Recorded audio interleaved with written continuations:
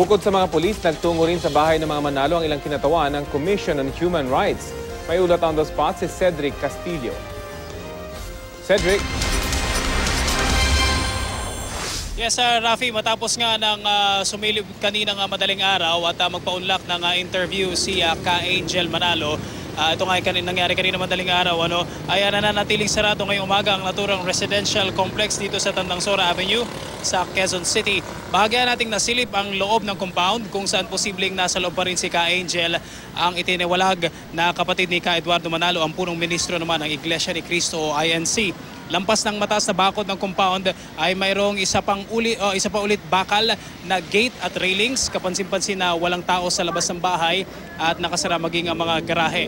Nagkaroon lamang tayo ng kumpirmasyon na may tao pa sa loob ng dumating ang isang fast food delivery na may dalang pagkain na sapat daw sa 30 tao.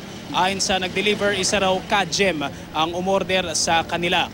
Bago nito, pasado alas 8 naman ngayong umaga, nagpadala ng kinatawan ang Commission on Human Rights NCR office dito sa compound para makausap daw sila Ka Angel Manalo. Ito ay kaugnay pa rin ang napabalitang di umano ay abduction sa mga ministro ng INC. Pero makalipas ang ilang minuto, walang humarap sa grupo ng CHR kung kaya't nagpasya na lamang ang grupo na i-report sa regional office kung ano ang nangyari ngayong umaga. Ngayon sir, hindi yata kayo nilabas. Anong plano natin sir? I-report lang po namin sa opisina yan. Ay kung kailangan sila magpunta sa opisina, willing kami tanggapin sila at mailahad nila kanilang tuloy na pangyayari.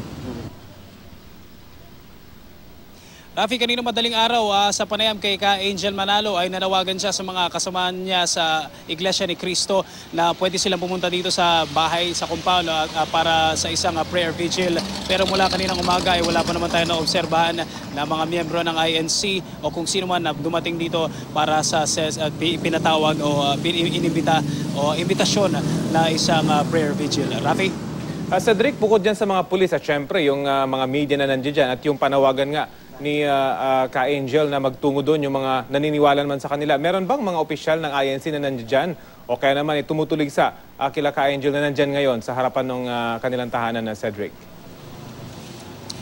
Yes, Rafi, wala tayong wala tayong iba pang mga nakita na dumating dito sa compound na to maliban nga doon sa mga nabanggit mo, yung pulis, mga miyembro ng media, yung dumating kanina na deliver ng pagkain, yung I suppose katiwala ito na nagbukas ng gate kanina para tumanggap ng delivery at yung mga miyembro ng CHR na siguro mga 5 minuto rin silang kumakatok pero walang nagbukas ng gate, walang kumausap, wala silang nakausap na mula dito sa compound. So maliban sa mga nabanggit natin ay wala tayong naobserbahan na dumating dito at pinapasok mula dito sa labas.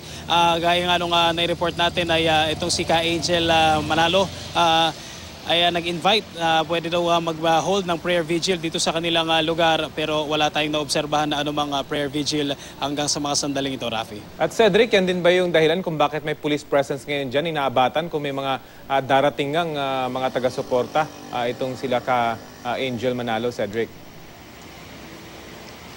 Yung ano yung specific reason so bakit merong security detail na ipinadala dito, Rafi, so far ang alam natin sa interview naman ng mga kasama nating kagabi kay General Pagdilaw is ito yung bilang pagresponde lang o doon sa para ma-secure lang yung seguridad ng mga kasamahan ni Ka Angel Manalo na kanina madaling araw ay napag-alaman nga natin na nandito sa loob ng compound. Alam naman natin na nagkaroon ng mga reports na di umano may mga abduction, sila ay they're being held against their will. Although ito ay napabulaan na sa pareha mismo kay General Pagdilaw, ang hepe ng QC Police kanina madaling araw. At gaya nga nung nabanggit natin kanina pa, ito siguro mga 3 sasakyan ng QCPD at mga tauhan din ng Quezon City Police ay mga nakaposte dito sa harap mismo ng gate dito sa Tandangsora Avenue. Rafi. Okay, maraming salamat, Cedric Castillo.